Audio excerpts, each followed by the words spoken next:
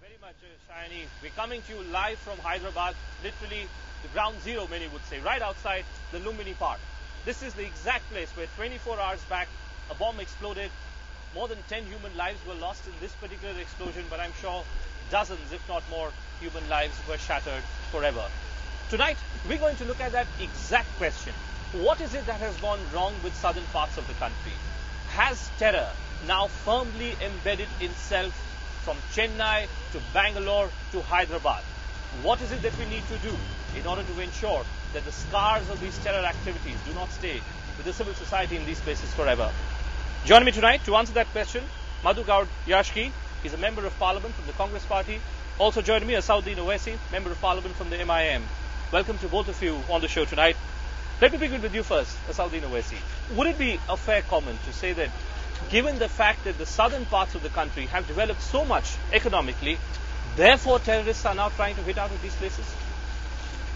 See, terrorists are not going to hit at places like villages or small mandals area. They have to hit at urban areas where you have high intensity of population, and that is why these cells are choosing Hyderabad or Bangalore or Chennai.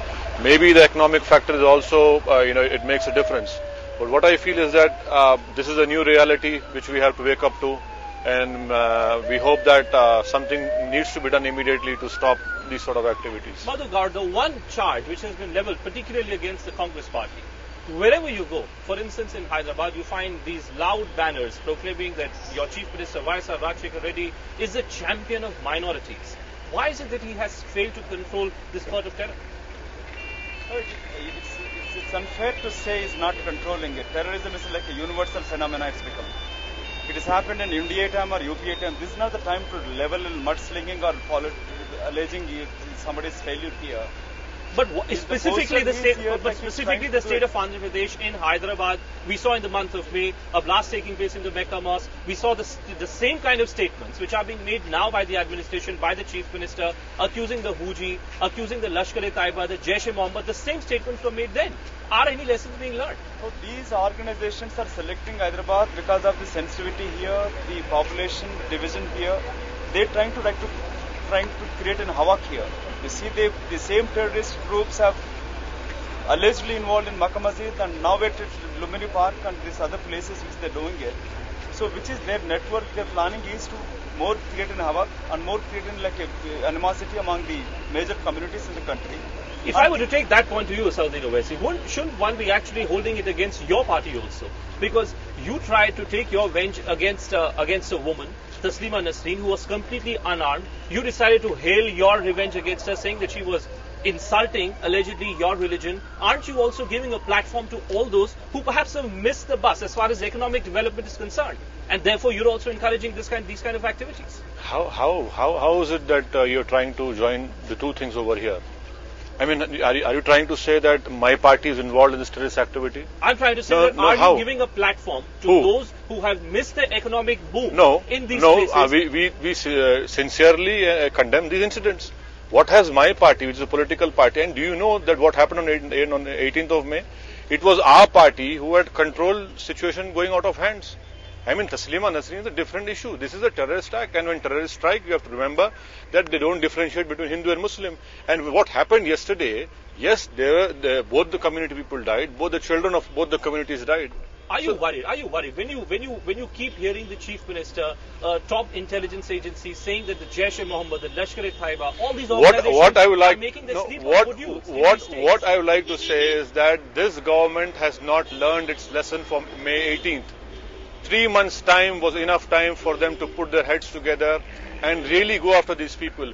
Now with such an impunity, these people are targeting Hyderabad. I also believe that unless and until you have logistical support from the local area, these targets cannot be chosen. Okay. And it's very unfortunate that what has happened in 3 months, they should have really gone after these people, caught them. But you feel that as a politician, you feel that you should not be acting more responsibly. You should not be acting in a manner in which you're giving, as I again repeat, you're giving a platform to all those who feel that they're not a part of the why do you say, why are you trying to impute that Muslims are involved in this? Okay. No, don't try to impute that. What I'm saying is that terrorists have no religion. Okay. And we as a political party, believing in the democratic principles, we are trying our utmost best All right. to ensure that we, to create more faith in the system. Okay, on that note, we'll take a break. When we return, we'll try and answer that big question. If there are no lessons which have been learned, why is it that we are now beginning to hear those murmurs all over again? Should POTA, the dreaded draconian anti-terror law, should that be brought back? That's the big buzz in the streets of Hyderabad today. But as we dive into that break, take a look at what people, citizens who actually suffer from these terrorist activities, feel about this whole thing. Terrorism is already there everywhere in India. It's not only, they're just only concentrating on the north side. They're thinking more is happening on the north side and they're just leaving on the south side. Before we heard that Laden and all, they were affecting North India. Now they are coming to southern region. I think it's very bad regarding the Hyderabad blast and all that.